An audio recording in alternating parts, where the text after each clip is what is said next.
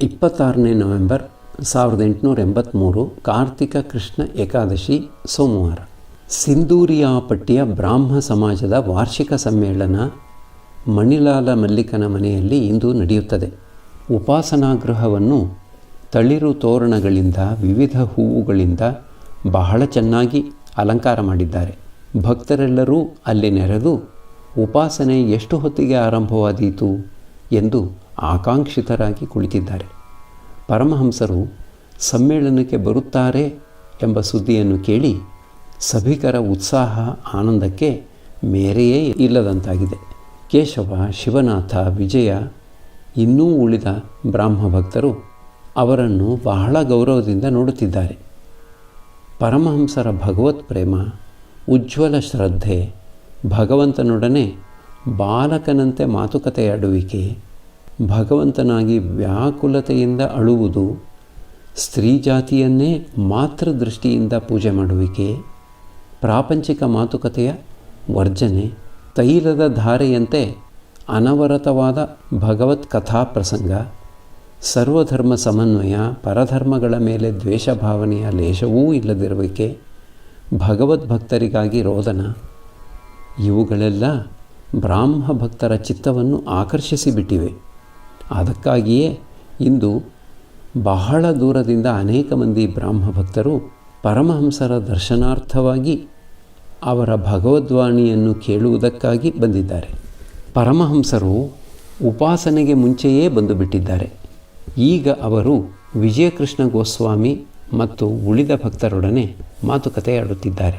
ಸಮಾಜ ಗೃಹದಲ್ಲಿ ದೀಪ ಹಚ್ಚಲಾಯಿತು. ಇನ್ನೇನು ಉಪಾಸನೆ ಆರಂಭವಾಗಲಿದೆ. ಶಿವನಾಥ ಬರುವುದಿಲ್ಲವೇ ಎಂದು ಪರಮಹಂಸರು ಕೇಳಿದರು. ಬ್ರಾಹ್ಮ ಭಕ್ತ ಉತ್ತರವಿತ್ತ. ಅವರಿಗೆ ವಿಶೇಷ ಕೆಲಸವಿರುವುದರಿಂದ ಬರುವುದಿಲ್ಲ. ಶ್ರೀರಾಮಕೃಷ್ಣರು: ಶಿವನಾಥನನ್ನು ನೋಡಿದರೆ ನನಗೆ ಬಹಳ ಆನಂದವಾಗಿ ಬಿಡುತ್ತದೆ. ಭಕ್ತಿರಸದಲ್ಲಿ ಸದಾ ಮುಳುಗಿರುವಂತೆಯೇ ಆತ ಕಾಣುತ್ತಾನೆ.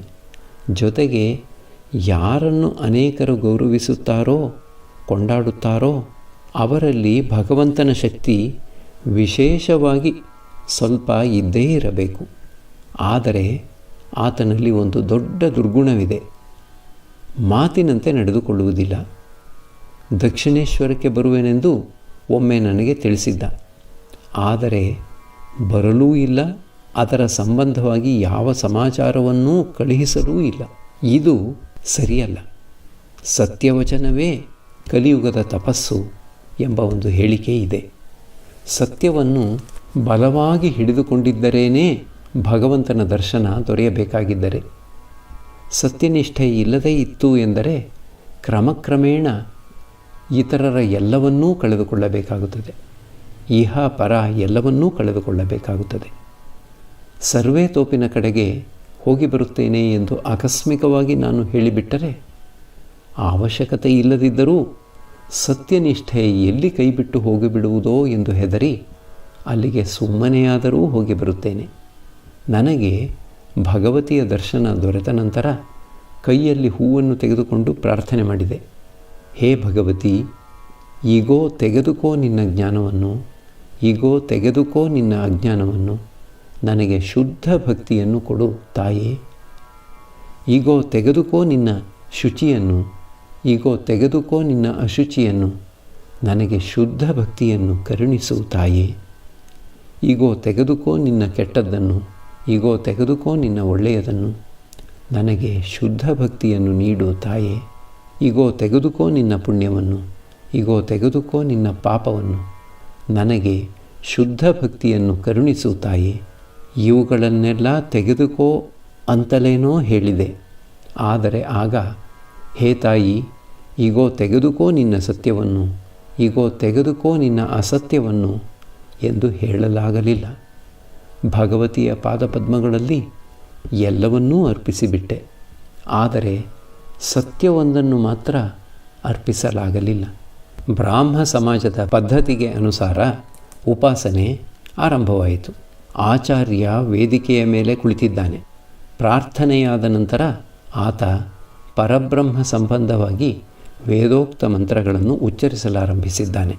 ಬ್ರಾಹ್ಮ ಭಕ್ತರೆಲ್ಲರೂ ಒಕ್ಕೊರಳಿನಿಂದ ಆ ಪುರಾತನ ಆರ್ಯ ಋಷಿಗಳ ಶ್ರೀಮುಖದಿಂದ ಹೊರಬಿದ್ದಂತಹ ಅವರ ಪವಿತ್ರ ನಾಲಿಗೆಯಿಂದ ಉಚ್ಚರಿಸಲ್ಪಟ್ಟಂಥ ಸತ್ಯಂ ಜ್ಞಾನಂ ಅನಂತಂ ಬ್ರಹ್ಮ ಆನಂದರೂಪಮೃತಂ ಯದ್ವಿಭಾತಿ ಶಾಂತಂ ಶಿವಂ ಅದ್ವೈತಂ ಶುದ್ಧಂ ಅಪಾಪವಿದ್ಧಂ ಎಂದು ಮಂತ್ರಗಳನ್ನು ಉಚ್ಚರಿಸಲಾರಂಭಿಸಿದ್ದಾರೆ. ಪ್ರಣವ ಸಂಯುಕ್ತ ಈ ಉಚ್ಚಾರಣೆಯ ಧ್ವನಿ ಭಕ್ತರ ಹೃದಯಾಕಾಶದಲ್ಲಿ ಪ್ರತಿಧ್ವನಿಯಾಗತೊಡಗಿದೆ. ಎಲ್ಲರೂ ಕಣ್ಣು ಮುಚ್ಚಿ ವೇದೋಕ್ತ ಸಗುಣ ಬ್ರಹ್ಮನ ಮೇಲೆ ಸ್ವಲ್ಪ ಹೊತ್ತಿನಿಂದ ಧ್ಯಾನದಲ್ಲಿ ತೊಡಗಿದ್ದಾರೆ. ಪರಮಹಂಸರು ಭಾವದಲ್ಲಿ ನಿಮಗ್ನರಾಗಿದ್ದಾರೆ. ಬಾಯಲ್ಲಿ ಯಾವ ಮಾತೂ ಇಲ್ಲ. ಸ್ಥಿರ ದೃಷ್ಟಿಯುಳ್ಳವರಾಗಿ ಚಿತ್ರದ ಗೊಂಬೆಯ ಹಾಗೆ ಕುಳಿತಿದ್ದಾರೆ. ಅವರ ಆತ್ಮಪಕ್ಷಿ ಎಲ್ಲೋ ಆನಂದದಿಂದ ವಿಹರಿಸುತ್ತಿದೆ. ಅವರ ದೇಹ ಮಾತ್ರ ಶೂನ್ಯ ಮಂದಿರದಲ್ಲಿ ಬಿದ್ದಿದೆ. ಪ್ರಕೃತಿಸ್ಥರಾದ ನಂತರ ಕಣ್ಣು ತೆರೆದು ನೋಡುತ್ತಾರೆ. ಸಭಿಕರೆಲ್ಲರೂ ನೆಟ್ಟ ದೃಷ್ಟಿಯುಳ್ಳವರಾಗಿ ತಮ್ಮನ್ನೇ ನೋಡುತ್ತಿದ್ದಾರೆ. ಇದ್ದಕ್ಕಿದ್ದ ಹಾಗೆ ಬ್ರಹ್ಮ ಬ್ರಹ್ಮ ಅಂತ ಹೇಳುತ್ತಾ ಎದ್ದು ನಿಂತುಕೊಂಡು ಬಿಟ್ಟಿದ್ದಾರೆ. ಆ ಸಮಯಕ್ಕೆ ಸರಿಯಾಗಿ ಉಪಾಸನೆ ಮುಗಿದು ಬ್ರಾಹ್ಮ ಭಕ್ತರು ತಾಳ ಮೃದಂಗಗಳೊಡನೆ ಸಂಕೀರ್ತನೆ ಮಾಡಲಾರಂಭಿಸಿದ್ದಾರೆ. ಪರಮಹಂಸರು ಪ್ರೇಮಾನಂದದಿಂದ ಮತ್ತರಾಗಿ ಅವರೊಡನೆ ಹಾಡುತ್ತಾ ನರ್ತಿಸಲಾರಂಭಿಸಿದ್ದಾರೆ. ಎಲ್ಲರೂ ಮುಗ್ಧರಾಗಿ ಆ ನೃತ್ಯವನ್ನು ನೋಡುತ್ತಿದ್ದಾರೆ. ವಿಜಯನೂ ಉಳಿದ ಭಕ್ತರೂ ಅವರನ್ನು ಸುತ್ತುಗಟ್ಟಿ ನರ್ತಿಸುತ್ತಿದ್ದಾರೆ. ಅಲ್ಲಿ ನೆರೆದಿದ್ದವರೆಲ್ಲರೂ ಈ ಅದ್ಭುತ ದೃಶ್ಯವನ್ನು ನೋಡುತ್ತಾ ಕೀರ್ತನಾನಂದವನ್ನು ಸವಿಯುತ್ತಾ ಈ ಪ್ರಪಂಚವನ್ನೇ ಮರೆತು ಬಿಟ್ಟಂತೆ ಕಾಣುತ್ತಿದ್ದಾರೆ. ಹರಿರಸ ಮದಿರೆಯನ್ನು ಪಾನ ಮಾಡುತ್ತಾ ಈ ಕೆಲವು ನಿಮಿಷಗಳ ಮಟ್ಟಿಗಾದರೂ ವಿಷಯಾನಂದವನ್ನು ಮರೆತು ಬಿಟ್ಟಿರುವಂತೆಯೂ ವಿಷಯ ಸುಖ ರಸ ಅವರಿಗೆ ಕಹಿಯಾಗಿ ತೋರುತ್ತಿರುವಂತೆಯೂ ಕಂಡುಬರುತ್ತಿದೆ. ಕೀರ್ತನೆ ಮುಗಿದ ನಂತರ ಪರಮಹಂಸರ ಬಾಯಿಂದ ಬರುವ ಅಮೃತವಾಣಿಯನ್ನು ಕೇಳಲು ಎಲ್ಲರೂ ಅವರನ್ನು ಸುತ್ತುಗಟ್ಟಿ ಕುಳಿತುಕೊಂಡಿದ್ದಾರೆ. ಶ್ರೀರಾಮಕೃಷ್ಣರು ಈ ಸಂಸಾರದಲ್ಲಿ ನಿರ್ಲಿಪ್ತರಾಗಿ ಇರುವುದು ಎಂದರೆ ಬಹಳ ಕಠಿಣ. ಒಮ್ಮೆ ಪ್ರತಾಪಚಂದ್ರ ನನಗೆ ಹೇಳಿದ, ಮಹಾಶಯರೇ, ನಮ್ಮ ಆದರ್ಶ ಪುರುಷ ಜನಕರಾಜ, ಆತ ಈ ಸಂಸಾರದಲ್ಲಿ ನಿರ್ಲಿಪ್ತನಾಗಿ ಇದ್ದ. ನಾವು ಆತನ ಹಾಗೆಯೇ ಇರಲು ಪ್ರಯತ್ನಿಸುತ್ತೇವೆ. ನಾನು ಹೇಳಿದೆ, ಸುಮ್ಮನೆ ಹಾಗೆ ಭಾವಿಸಿಕೊಂಡು ಬಿಟ್ಟರೆ ಜನಕರಾಜನಂತೆ ಇರಲಾಗುವುದೇ? ಆತ ಎಷ್ಟೊಂದು ತಪಸ್ಸು ಮಾಡಿ ಬ್ರಹ್ಮಜ್ಞಾನವನ್ನು ಪಡೆದುಕೊಂಡಿದ್ದ. ಶೀರ್ಷಾಸನದಲ್ಲಿ ಬಹಳ ವರ್ಷಗಳ ಕಾಲ ಘೋರ ತಪಸ್ಸು ಮಾಡಿ ಅನಂತರ ಬಂದು ಸಂಸಾರದಲ್ಲಿ ಇರಲಾರಂಭಿಸಿದ. ಹಾಗಾದರೆ ಸಂಸಾರಿಗಳಿಗೆ ಮಾರ್ಗವೇ ಇಲ್ಲ ಅಂತಲೇನು? ಅವಶ್ಯವಾಗಿ ಇದೆ. ಆಗಾಗ ಕೆಲವು ದಿನಗಳ ಮಟ್ಟಿಗೆ ನಿರ್ಜನ ಪ್ರದೇಶದಲ್ಲಿ ಸಾಧನೆ ಮಾಡಬೇಕು. ಆಗ ಭಕ್ತಿ ದೊರೆಯುತ್ತದೆ, ಜ್ಞಾನ ದೊರೆಯುತ್ತದೆ. ಬಳಿಕ ಹೋಗಿ ಸಂಸಾರದಲ್ಲಿ ಇದ್ದರೆ ಯಾವ ತೊಂದರೆಯೂ ಆಗದು. ನಿರ್ಜನ ಪ್ರದೇಶದಲ್ಲಿ ಸಾಧನೆ ಮಾಡುವಾಗ ಸಂಸಾರ ಸಂಬಂಧವನ್ನು ಸಂಪೂರ್ಣವಾಗಿ ತ್ಯಜಿಸಿಬಿಡಬೇಕು. ಹೆಂಡತಿ, ಮಗ, ಮಗಳು, ತಾಯಿ, ತಂದೆ, ಸೋದರ, ಸೋದರಿ, ಗೆಳೆಯರು, ಸ್ವಬಾಂಧವರು ಯಾರೂ ಹತ್ತಿರ ಸುಳಿಯದ ಹಾಗೆ ನೋಡಿಕೊಳ್ಳಬೇಕು. ಹಾಗೆ ಸಾಧನೆ ಮಾಡುವಾಗ ಭಾವಿಸಬೇಕು, ನನಗೆ ಈ ಜಗತ್ತಿನಲ್ಲಿ ಯಾರೆಂದರೆ ಯಾರೂ ಇಲ್ಲ, ಭಗವಂತನೇ ನನ್ನ ಸರ್ವಸ್ವ. ಅಳುತ್ತಾ ಅಳುತ್ತಾ ಜ್ಞಾನ ಭಕ್ತಿಗಳಿಗಾಗಿ ಭಗವಂತನನ್ನು ಪ್ರಾರ್ಥಿಸಬೇಕು. ಎಷ್ಟು ದಿನಗಳ ಮಟ್ಟಿಗೆ ಸಂಸಾರವನ್ನು ಬಿಟ್ಟು ಹೋಗಿ ನಿರ್ಜನ ಪ್ರದೇಶದಲ್ಲಿ ಇರಬೇಕು ಎಂದು ನೀವು ಪ್ರಶ್ನಿಸುವುದಾದರೆ ನನ್ನ ಉತ್ತರ, ಹಾಗೆ ಕೇವಲ 1 ದಿನವಿದ್ದರೂ ಶ್ರೇಯಸ್ಕರವಾದುದೇ. 3 ದಿನದ ಮಟ್ಟಿಗೆ ಇನ್ನೂ ಒಳ್ಳೆಯದೇ. ಸಾಧ್ಯವಾದರೆ 12 ದಿನವನ್ನು, 1 ತಿಂಗಳನ್ನು, 3 ತಿಂಗಳನ್ನು, 1 ವರ್ಷವನ್ನು ತಮ್ಮ ತಮ್ಮ ಅನುಕೂಲಕ್ಕೆ ತಕ್ಕಂತೆ ಏಕಾಂತದಲ್ಲಿ ಕಳೆದು ಜ್ಞಾನ ಭಕ್ತಿಗಳನ್ನು ಪಡೆದುಕೊಂಡು ಸಂಸಾರದಲ್ಲಿ ಬಂದು ಇದ್ದರೆ ವಿಶೇಷವಾಗೇನೂ ಹೆದರಬೇಕಾಗಿಲ್ಲ. ಕೈಗೆ ಎಣ್ಣೆ ಸವರಿಕೊಂಡು ಹಲಸಿನ ಹಣ್ಣು ಬಿಡಿಸಿದರೆ ಅಂಟು ಕೈಗೆ ಅಂಟುವುದಿಲ್ಲ. ಕಣ್ಣಾಮುಚ್ಚಾಲೆ ಆಟ ಆಡುವಾಗ ಅಜ್ಜಿಯನ್ನು ಮುಟ್ಟಿಬಿಟ್ಟದ್ದೇ ಆದರೆ ನಿಶ್ಚಿಂತೆಯಿಂದ ಇದ್ದು ಬಿಡಬಹುದು. ಒಮ್ಮೆ ಸ್ಪರ್ಶಮಣಿಯನ್ನು ಮುಟ್ಟಿ ಚಿನ್ನವಾಗಿ ಬಿಡಿ, ಬಳಿಕ ನಿಮ್ಮನ್ನು 1,000 ವರ್ಷ ಮಣ್ಣಿನೊಳಗೆ ಹೂತಿಟ್ಟಿದ್ದು ಹೊರಕ್ಕೆ ತೆಗೆದರೂ ಚಿನ್ನವಾಗಿಯೇ ಉಳಿದಿರುತ್ತೀರಿ. ಮನಸ್ಸು ಹಾಲು ಇದ್ದ ಹಾಗೆ. ಅದನ್ನು ಸಂಸಾರವೆಂಬ ನೀರಿಗೆ ಸುರಿದರೆ ಅದು ಅದರೊಡನೆ ಬೆರೆತುಕೊಂಡು ಬಿಡುತ್ತದೆ.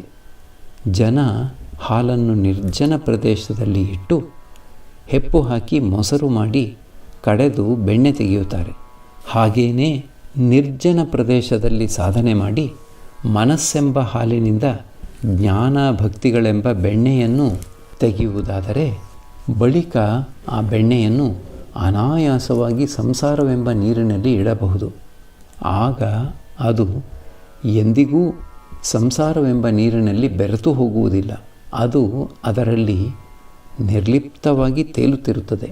ವಿಜಯ ಈಗ ತಾನೇ ಗಯೆಯಿಂದ ಬಂದಿದ್ದಾನೆ. ಅಲ್ಲಿ ಆತನಿಗೆ ನಿರ್ಜನವಾಸ, ಸಾಧುಸಂಗ ಎರಡೂ ದೊರೆಯಿತು. ಈಗ ಕಾಷಾಯ ವಸ್ತ್ರಧಾರಿಯಾಗಿದ್ದಾನೆ. ಆತನ ಮನಸ್ಸು ಬಹಳ ಉಚ್ಚ ಸ್ಥಿತಿಯಲ್ಲಿದೆ, ಸರ್ವತಾ ಅಂತರ್ಮುಖವಾಗಿರುವ ಹಾಗೆ.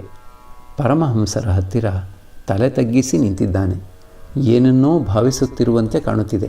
ಪರಮಹಂಸರು ವಿಜಯನ ಕಡೆ ನೋಡುತ್ತಾ ಇದ್ದ ಹಾಗೆ ಕೇಳುತ್ತಿದ್ದಾರೆ. ವಿಜಯ, ನಿನಗೆ ಇಳಿದುಕೊಳ್ಳಲು ಕೊಠಡಿ ದೊರಕಿರುವುದೇ? ಒಂದು ಕಥೆ ಹೇಳುತ್ತೇನೆ ಕೇಳು. ಇಬ್ಬರು ಸಾಧುಗಳು ದೇಶಾಟನೆ ಮಾಡುತ್ತಾ ಒಂದು ಪಟ್ಟಣಕ್ಕೆ ಬಂದು ಸೇರಿದರು. ಒಬ್ಬ ಚಕಿತ ದೃಷ್ಟಿಯಿಂದಲೂ ಆಶ್ಚರ್ಯದಿಂದಲೂ ಬಾಯಿ ತೆರೆದು ಪೇಟೆ, ಅಂಗಡಿ, ಮುಂಗಟ್ಟು, ಮನೆ, ಮಠ ಎಲ್ಲವನ್ನೂ ನೋಡುತ್ತಿದ್ದ. ಆ ಸಂದರ್ಭದಲ್ಲಿ ಆತ ತನ್ನ ಗೆಳೆಯ ಸಾಧುವನ್ನು ಸಂಧಿಸಿದ. ಆಗ ಆ ಸಾಧು ಈ ಸಾಧುವನ್ನು ಕೇಳಿದ, ನೀನು ಬಾಯಿ ತೆರೆದುಕೊಂಡು ಪಟ್ಟಣ ನೋಡುತ್ತಿರುವೆಯಲ್ಲ, ನಿನ್ನ ಗಂಟು ಮೂಟೆಗಳೆಲ್ಲ ಎಲ್ಲಿ? ಆತ ಹೇಳಿದ, ನಾನು ಮೊದಲು ಇಳಿದುಕೊಳ್ಳಲು ಕೊಠಡಿ ಪತ್ತೆ ಮಾಡಿ ಅದರಲ್ಲಿ ಗಂಟು ಮೂಟೆಗಳನ್ನೆಲ್ಲ ಇಟ್ಟು ಕೊಠಡಿಗೆ ಬೀಗ ಹಾಕಿ ನಿಶ್ಚಿಂತನಾಗಿ ಈಗ ಪಟ್ಟಣದಲ್ಲಿ ತಮಾಷೆ ನೋಡುತ್ತಿದ್ದೇನೆ. ಅದಕ್ಕಾಗಿಯೇ ವಿಜಯ, ನಾನು ನಿನ್ನನ್ನು ಕೇಳಿದುದು, ಇಳಿದುಕೊಳ್ಳಲು ನಿನಗೆ ಕೊಠಡಿ ದೊರೆತಿರುವುದೇ ಎಂದು. ಮಾಸ್ಟರ್ ಮೊದಲಾದವರಿಗೆ ನೋಡಿ, ಇದುವರೆಗೆ ವಿಜಯನ ಹೃದಯ ಚಿಲುಮೆ ಮುಚ್ಚಿಕೊಂಡಿತ್ತು. ಈಗ ತೆರೆದುಕೊಂಡು ಬಿಟ್ಟಿದೆ ವಿಜಯನಿಗೆ. ನೋಡು, ಶಿವನಾಥನಿಗೆ ವರ್ಣಿಸಲಾರದ ಜಂಜಾಟ. ಆತ ವಾರ್ತಾಪತ್ರಿಕೆಗಳಿಗೆ ಬರೆದುಕೊಡಬೇಕಾಗಿದೆ. ಇನ್ನೂ ಏನೇನೋ ಕೆಲಸ ಕಾರ್ಯಗಳಲ್ಲಿ ತೊಡಗಿರಬೇಕಾಗಿದೆ. ಪ್ರಾಪಂಚಿಕ ಕರ್ಮಗಳಿಗೆ ಕೈ ಹಾಕಿತು ಎಂದರೆ ಅಶಾಂತಿಯುಂಟಾಗುತ್ತದೆ. ಬಹಳವಾಗಿ ಚಿಂತೆ ಯೋಚನೆ ಬಂದು ಬಿಡುತ್ತವೆ. ಶ್ರೀಮದ್ ಭಾಗವತದಲ್ಲಿ ಹೇಳಿದೆ, ಅವಧೂತನ 24 ಗುರುಗಳಲ್ಲಿ ಹದ್ದು ಒಂದು ಎಂದು. ಒಂದು ಜಾಗದಲ್ಲಿ ಬೆಸ್ತರು ಮೀನು ಹಿಡಿಯುತ್ತಿದ್ದರು. ಒಂದು ಹದ್ದು ಮೇಲಿನಿಂದ ಪಕ್ಕನೆ ಕೆಳಕ್ಕೆ ಇಳಿದು ಬಂದು ಮೀನನ್ನು ಹಿಡಿದುಕೊಂಡು ಹೋಯಿತು. ಹದ್ದಿನ ಹತ್ತಿರ ಮೀನು ಇರುವುದನ್ನು ಕಂಡು ಸಾವಿರಾರು ಕಾಗೆಗಳು ಅದರ ಬೆನ್ನು ಹತ್ತಿ ಕಾ ಕಾ ಅಂತ ಕೂಗುತ್ತಾ ಅದಕ್ಕೆ ಚಿತ್ರಹಿಂಸೆ ಕೊಡಲಾರಂಭಿಸಿದವು. ಹದ್ದು ಮೀನಿನೊಡನೆ ಯಾವ ದಿಕ್ಕಿಗೆ ಹಾರಿ ಹೋದರೂ ಕಾಗೆಗಳು ಅದನ್ನು ಅಟ್ಟಿಸಿಕೊಂಡು ಆ ದಿಕ್ಕಿಗೆ ಹೋಗುತ್ತಿದ್ದವು. ಹದ್ದು ಮೊದಲು ದಕ್ಷಿಣ ದಿಕ್ಕಿಗೆ ಹೋಯಿತು, ಬಳಿಕ ಉತ್ತರಕ್ಕೆ ಹೋಯಿತು. ಅಲ್ಲಿಗೂ ಅವು ಹೋದವು. ಅನಂತರ ಪೂರ್ವ ಪಶ್ಚಿಮ ದಿಕ್ಕುಗಳಿಗೆ ಹೋದರೂ ಅವು ಹಿಂಬಾಲಿಸುವುದನ್ನು ಬಿಡಲಿಲ್ಲ. ಕೊನೆಗೆ ಹದ್ದಿಗೆ ದಿಗ್ಭ್ರಮೆ ಹಿಡಿದು ಸಿಕ್ಕಿದ ಕಡೆಗೆ ಹಾರುತ್ತಿದ್ದಾಗ ಮೀನು ಕಳಚಿಕೊಂಡು ಬಿದ್ದು ಹೋಯಿತು. ಒಡನೆ ಕಾಗೆಗಳು ಹದ್ದನ್ನು ಸುಮ್ಮನೆ ಬಿಟ್ಟು ಮೀನಿನ ಕಡೆ ಹಾರಿ ಹೋಗಲಾರಂಭಿಸಿದವು. ಹದ್ದು ಬಳಿಕ ನಿಶ್ಚಿಂತೆಯಿಂದ ಹಾರಿ ಹೋಗಿ ಒಂದು ಮರದ ಕೊಂಬೆಯ ಮೇಲೆ ಕುಳಿತು ಭಾವಿಸಲಾರಂಭಿಸಿತು. ಆ ಹಾಳಾದ ಮೀನೇ ನನ್ನ ಇಷ್ಟೊಂದು ತೊಂದರೆಗಳಿಗೆಲ್ಲ ಮೂಲ. ಈಗ ಅದನ್ನು ನಾನು ಬಿಸಾಡಿ ಬಿಟ್ಟಿರುವುದರಿಂದ ನಿಶ್ಚಿಂತನಾಗಿದ್ದೇನೆ. ಅವಧೂತ ಹದ್ದಿನಿಂದ ಈ ಕೆಳಗಿನ ಪಾಠ ಕಲಿತುಕೊಂಡ. ಎಲ್ಲಿಯವರೆಗೆ ಹತ್ತಿರ ಮೀನು ಇರುವುದೋ ಎಂದರೆ ಕಾಮನೆ ಇರುವುದೋ ಅಲ್ಲಿಯವರೆಗೆ ಪ್ರಾಪಂಚಿಕ ಕೆಲಸ ಕಾರ್ಯಗಳಲ್ಲಿ ತೊಡಗಿರಬೇಕಾಗುತ್ತದೆ. ಅದರಿಂದಾಗಿ ನಾನಾ ಭಾವನೆಗಳು, ಚಿಂತೆ ಹಾಗೂ ಅಶಾಂತಿ. ಕಾಮನಾ ತ್ಯಾಗವಾದೊಡನೆಯೇ ಕರ್ಮ ನಾಶವಾಗುತ್ತದೆ, ಶಾಂತಿ ದೊರೆಯುತ್ತದೆ. ಆದರೆ ನಿಷ್ಕಾಮ ಕರ್ಮ ಒಳ್ಳೆಯದು, ಅದು ಅಶಾಂತಿಯನ್ನು ತರುವುದಿಲ್ಲ. ಆದರೆ ನಿಷ್ಕಾಮದಿಂದಿರುವುದು ಬಹಳ ಕಠಿಣ. ಭಾವಿಸುತ್ತೇನೆ, ನಿಷ್ಕಾಮ ಕರ್ಮ ಮಾಡುತ್ತಿದ್ದೇನೆ ಎಂದು. ಆದರೆ ಕಾಮನೆ ನಮಗೆ ಅರಿವೇ ಆಗದ ರೀತಿಯಲ್ಲಿ ಎಲ್ಲಿಂದಲೋ ನುಸುಳಿಕೊಂಡು ಬಂದುಬಿಡುತ್ತದೆ. ಮೊದಲು ಬಹಳವಾಗಿ ಸಾಧನೆ ಮಾಡಿದ್ದರೆ ಅದರ ಬಲದಿಂದ ಕೆಲವರ ಕೈಯಲ್ಲಿ ನಿಷ್ಕಾಮ ಕರ್ಮ ಸಾಧ್ಯವಾಗಬಹುದು. ಭಗವಂತನ ದರ್ಶನ ದೊರೆತ ನಂತರ ನಿಷ್ಕಾಮ ಕರ್ಮವನ್ನು ಅನಾಯಾಸದಿಂದ ಮಾಡಬಹುದು. ಭಗವದ್ ದರ್ಶನ ದೊರೆತ ನಂತರ ಪ್ರಾಯಿಕವಾಗಿ ಕರ್ಮತ್ಯಾಗ ಆಗಿಬಿಡುತ್ತದೆ. ನಾರದಾದಿ ಒಬ್ಬಿಬ್ಬರು ಲೋಕ ಶಿಕ್ಷಣಕ್ಕಾಗಿ ಕರ್ಮ ಮಾಡುತ್ತಾರೆ. ಅವಧೂತ ಒಂದು ಜೇನುಹುಳವನ್ನು ತನ್ನ ಗುರುವಾಗಿ ಸ್ವೀಕರಿಸಿದ್ದ. ಜೇನುಹುಳುಗಳು ಬಹಳ ದಿನಗಳವರೆಗೆ ದುಡಿದು ಜೇನು ಶೇಖರಿಸುತ್ತವೆ. ಆದರೆ ಆ ಜೇನನ್ನು ಅವು ಕುಡಿದು ಆನಂದ ಪಡುವಂತಿಲ್ಲ. ಮನುಷ್ಯ ಬಂದು ಗೂಡನ್ನು ಕಿತ್ತು ಜೇನನ್ನು ಅಪಹರಿಸಿಕೊಂಡು ಹೋಗಿಬಿಡುತ್ತಾನೆ. ಜೇನುಹುಳುಗಳಿಂದ ಅವಧೂತ ಪಾಠ ಕಲಿತುಕೊಂಡ. ಸಂಚಯ ಮಾಡಿಡಕೂಡದು ಎಂದು. ಸಾಧುಗಳು ಭಗವಂತನ ಮೇಲೆ ತಮ್ಮ ಭಾರವನ್ನು ಸಂಪೂರ್ಣವಾಗಿ ಹಾಕಬೇಕು. ಅವರು ಸಂಚಯ ಮಾಡಿಡಕೂಡದು. ಆದರೆ ಈ ನಿಯಮ ಸಂಸಾರಿಗಳಿಗಲ್ಲ. ಸಂಸಾರಿ ತನ್ನ ಸಂಸಾರ ಪೋಷಣೆ ಮಾಡಬೇಕಾಗಿದೆ. ಆದ್ದರಿಂದ ಆತನಿಗೆ ಸಂಚಯದ ಅವಶ್ಯಕತೆ ಇದೆ. ಹಕ್ಕಿ ಮತ್ತು ಸಾಧು ಸಂಚಯ ಮಾಡಿಡುವುದಿಲ್ಲ. ಆದರೆ ಹಕ್ಕಿಗೆ ಮರಿಯಾದರೆ ಅದೂ ಸಂಚಯ ಮಾಡುತ್ತದೆ. ಮರಿಗಳಿಗಾಗಿ ಕೊಕ್ಕಿನಲ್ಲಿ ಆಹಾರ ಶೇಖರಿಸಿ ತರುತ್ತದೆ. ಒಂದು ವಿಷಯ ವಿಜಯ, ಸಾಧುವಿನ ಹತ್ತಿರ ಗಂಟು ಮೂಟೆ ಇತ್ತು ಎಂದರೆ, 10-20 ಪುಟ್ಟ ಪುಟ್ಟ ಗಂಟು ಹಾಕಿರುವ ಬಟ್ಟೆ ಇತ್ತು ಎಂದರೆ ಆತನನ್ನು ನಂಬಬೇಡ. ನಾನು ಪಂಚವಟಿಯಲ್ಲಿ ಆಲದ ಮರದ ಕೆಳಗೆ ಅಂಥ ಸಾಧುಗಳನ್ನು ನೋಡಿರುತ್ತೇನೆ. ಒಮ್ಮೆ 2-3 ಕುಳಿತಿದ್ದರು. ಒಬ್ಬ ಬೇಳೆಯಿಂದ ಕಲ್ಲು ಆರಿಸುತ್ತಿದ್ದ. ಉಳಿದವರು ಬಟ್ಟೆ ಹೊಲಿದುಕೊಳ್ಳುತ್ತಿದ್ದರು. ಎಲ್ಲರೂ ಕೂಡಿ ಒಬ್ಬ ದೊಡ್ಡ ಮನುಷ್ಯನ ಮನೆಯ ಔತಣದ ಸಂಬಂಧವಾಗಿ ಹರಟೆ ಹೊಡೆಯುತ್ತಿದ್ದರು. ಅವರು ತಮ್ಮೊಳಗೆ ತಾವೇ ಮಾತನಾಡಿಕೊಳ್ಳುತ್ತಿದ್ದರು. ನೋಡಿ, ಆ ಸಾಹುಕಾರ 1,00,000 ರೂಪಾಯಿ ಖರ್ಚು ಮಾಡಿದ್ದಾನೆ. ಸಾಧುಗಳಿಗೆ ಹೊಟ್ಟೆ ಬೆರೆಯುವ ಹಾಗೆ ಊಟಕ್ಕೆ ಹಾಕಿಸಿದ. ಪೂರಿ, ಚಿರೋಟಿ, ಪೇಡ, ಬರ್ಫಿ, ಮಾಲ್ಟೋವಾ, ಇನ್ನೂ ಏನೇನೋ ಮಾಡಿಸಿದ್ದ. ಎಲ್ಲರೂ ನಗುತ್ತಿದ್ದಾರೆ. ವಿಜಯ: ಹೌದು, ನಿಜ. ಗಯೆಯಲ್ಲಿ ಈ ವಿಧದ ಸಾಧುಗಳನ್ನು ನೋಡಿದ್ದೇನೆ.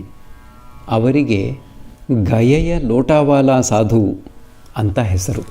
ಶ್ರೀರಾಮಕೃಷ್ಣರು ವಿಜಯನಿಗೆ ಭಗವಂತನಲ್ಲಿ ಪ್ರೇಮಾಂಕುರವಾಯಿತು ಎಂದರೆ ಕರ್ಮತ್ಯಾಗ ತಾನಾಗಿಯೇ ಆಗಿಬಿಡುತ್ತದೆ. ಭಗವಂತ ಯಾರ ಕೈಯಲ್ಲಾದರೂ ಕರ್ಮ ಮಾಡಿಸುತ್ತಿರುವುದಾದರೆ ಅವರು ಬೇಕಾದರೆ ಮಾಡಲಿ.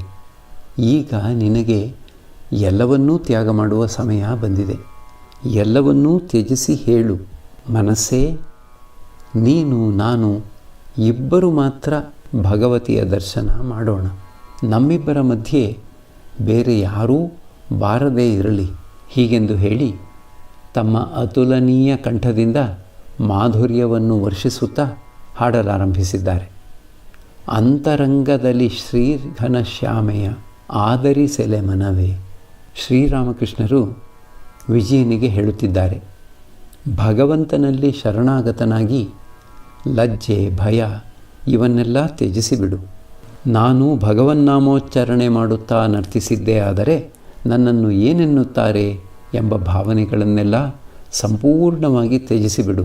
ಲಜ್ಜೆ, ದ್ವೇಷ, ಭಯ ಇವು 3 ಇರುವವರೆಗೆ ಭಗವಂತನ ಸಾಕ್ಷಾತ್ಕಾರ ದೊರೆಯುವುದಿಲ್ಲ ಎಂದು ಹೇಳಿದೆ. ಅಕ್ಷರಶಃ ಸತ್ಯ. ಲಜ್ಜೆ, ಭಯ, ದ್ವೇಷ, ಜಾತ್ಯಭಿಮಾನ, ಗೋಪ್ಯ ಪ್ರವೃತ್ತಿ ಇವೆಲ್ಲ ಪಾಶಗಳು. ಇವೆಲ್ಲ ಹೋದ ನಂತರ ಜೀವನಿಗೆ ಮುಕ್ತಿ ದೊರೆಯುತ್ತದೆ. ಪಾಶಬದ್ಧನೇ ಜೀವ, ಪಾಶಮುಕ್ತನೇ ಶಿವ. ಭಗವಂತನ ಪ್ರೇಮವೆಂಬುದು ಅತ್ಯಂತ ದುರ್ಲಭ ವಸ್ತು. ಮೊದಲು ಉಂಟಾಗುವುದು ಭಕ್ತಿ.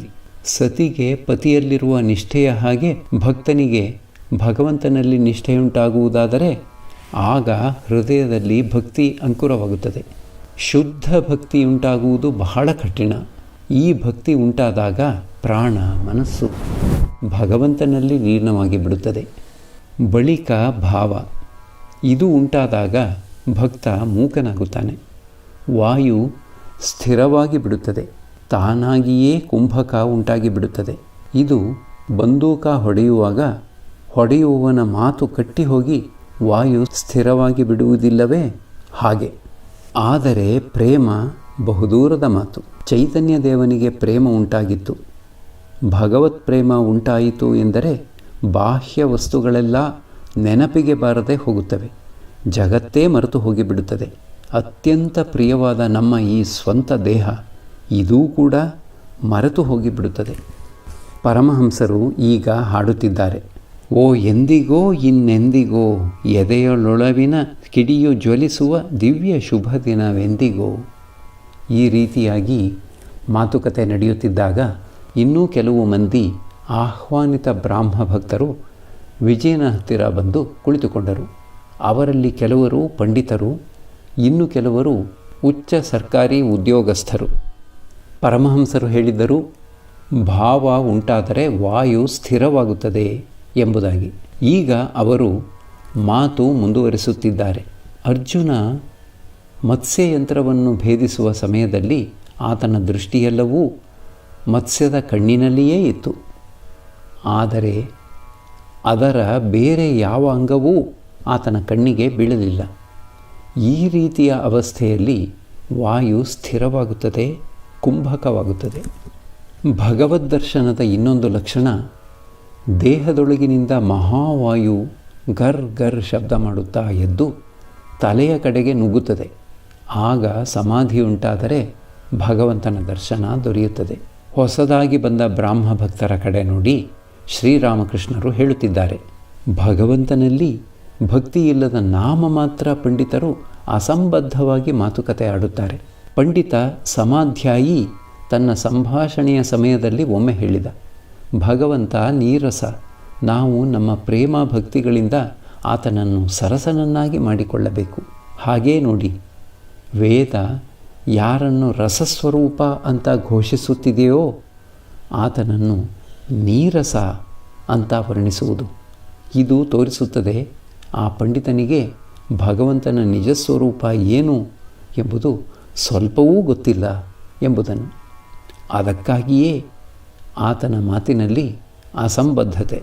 ಒಮ್ಮೆ ಒಬ್ಬ ಹೇಳಿದ, ನಮ್ಮ ಮಾವನ ಮನೆಯ ದನದ ಕೊಟ್ಟಿಗೆ ತುಂಬ ಕುದುರೆಗಳು ಇವೆ ಎಂದು. ಇದರಿಂದ ಅರಿತುಕೊಳ್ಳಬೇಕು, ಅಲ್ಲಿ ಒಂದು ಕುದುರೆಯೂ ಇಲ್ಲ ಎಂಬುದಾಗಿ. ಯಾರೂ ದನದ ಕೊಟ್ಟಿಗೆಯಲ್ಲಿ ಕುದುರೆಯನ್ನು ಕಟ್ಟಿಹಾಕುವುದಿಲ್ಲ. ಕೆಲವರು ತಮ್ಮ ಐಶ್ವರ್ಯದ, ಧನದ, ಕೀರ್ತಿಯ, ಪದವಿಯ ಅಹಂಕಾರವನ್ನು ತೋರಿಸುತ್ತಾರೆ. ಇವೆಲ್ಲ 2 ದಿನದ ಬಾಳಿನವು. ಇವು ಯಾವುವೂ ಸಂಗಡ ಬರುವುದಿಲ್ಲ. ಇದರ ಸಂಬಂಧವಾಗಿ ಒಂದು ಹಾಡಿದೆ, ಎತ್ತ ಹೋದರೂ ಸುತ್ತಲೆಲ್ಲೂ ನನಗೆ ಯಾರೂ ಇಲ್ಲ ಜಗದೊಳು ಎಂಬುದನ್ನು ನೀ ನೆನಪಿಡು. ಧನದ ಅಹಂಕಾರವನ್ನು ತೋರಿಸುವುದು ಒಳ್ಳೆಯದಲ್ಲ. ನೀನು ಧನಿಕ ಎಂದು ನೀನು ಹೇಳಿಕೊಳ್ಳುವುದಾದರೆ ನಿನಗಿಂತಲೂ ಹೆಚ್ಚಿನ ಧನಿಕರು, ಅವರಿಗಿಂತಲೂ ಇನ್ನೂ ಹೆಚ್ಚಿನ ಧನಿಕರು, ಹೀಗೆ ಇನ್ನೂ ಹೆಚ್ಚು ಹೆಚ್ಚಿನ ಧನಿಕರು ಇದ್ದಾರೆ ಎಂಬುದನ್ನು ಮರೆಯಕೂಡದು. ಸಾಯಂಕಾಲವಾದ ನಂತರ ಮಿಣುಕು ಹುಳುಗಳು ಹಾರಲಾರಂಭಿಸಿದಾಗ ತಾವು ಈ ಜಗತ್ತಿಗೆ ಬೆಳಕು ಕೊಡುತ್ತಿರುವುದಾಗಿ ಅವು ಭಾವಿಸುತ್ತವೆ. ಆದರೆ ನಕ್ಷತ್ರಗಳು ಉದಯಿಸಿದೊಡನೆ ಅವುಗಳ ಅಹಂಕಾರ ಚೂರ್ಣವಾಗುತ್ತದೆ. ಬಳಿಕ ನಕ್ಷತ್ರಗಳು ಭಾವಿಸುತ್ತವೆ ಈ ಜಗತ್ತಿಗೆ ಬೆಳಕು ಕೊಡುತ್ತಿರುವುದಾಗಿ. ಆದರೆ ಚಂದ್ರೋದಯವಾದೊಡನೆ ನಕ್ಷತ್ರಗಳು ಲಜ್ಜೆಯಿಂದ ಕಾಂತಿಹೀನವಾಗುತ್ತವೆ. ಅನಂತರ ಚಂದ್ರ ಭಾವಿಸುತ್ತಾನೆ, ತನ್ನ ಬೆಳಕಿನಿಂದ ಈ ಜಗತ್ತು ನಗುತ್ತಿದೆ, ತಾನು ಈ ಭೂಮಿಗೆ ಬೆಳಕು ಕೊಡುತ್ತಿದ್ದೇನೆ ಎಂಬುದಾಗಿ. ಬಳಿಕ ಪೂರ್ವದಿಗಂತ ಕೆಂಪೇರಲಾರಂಭಿಸುತ್ತದೆ. ಸೂರ್ಯ ಉದಯಿಸುತ್ತಾನೆ, ಚಂದ್ರ ಕಳೆಗುಂದಲಾರಂಭಿಸುತ್ತಾನೆ. ಸ್ವಲ್ಪ ಹೊತ್ತಾದ ನಂತರ ಆತ ಕಣ್ಣಿಗೇ ಕಾಣುವುದಿಲ್ಲ. ಧನಿಕರು ಇವುಗಳ ಮೇಲೆ ಚಿಂತಿಸಿದರೆ ಅವರಲ್ಲಿ ಧನದ ಅಹಂಕಾರ ಉದಯವಾಗುವುದಿಲ್ಲ. ಮಣಿಲಾಲ ವಾರ್ಷಿಕ ಸಮ್ಮೇಳನದ ಪ್ರಯುಕ್ತ ಒಳ್ಳೆ ಔತಣವನ್ನು ಏರ್ಪಡಿಸಿದ್ದ. ಆತ ಒಳ್ಳೆ ಶ್ರದ್ಧಾಭಕ್ತಿ ಉತ್ಸಾಹದಿಂದ ಪರಮಹಂಸರಿಗೂ ಮತ್ತು ಉಳಿದ ಆಹ್ವಾನಿತರಿಗೂ ಅತಿಥಿ ಸತ್ಕಾರ ಮಾಡಿದ. ಎಲ್ಲರೂ ತಮ್ಮ ಸ್ವಸ್ಥಾನಕ್ಕೆ ಹಿಂದಿರುಗಿ ಸೇರಿದಾಗ ರಾತ್ರಿ ಬಹಳ ಹೊತ್ತಾಗಿತ್ತು.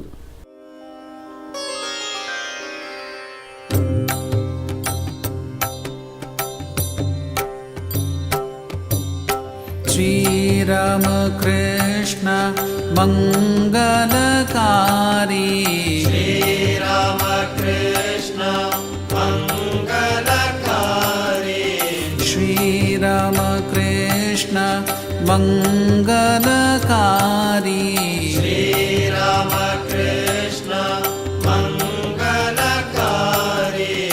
ನಮೋ ನಾರಾಯಣ ಭವದುಃಖಹಾರಿ ನಮೋ ನಾರಾಯಣ ಭವದುಃಖಹಾರಿ ನಮೋ ನಾರಾಯಣ ಭವದುಃಖಹಾರಿ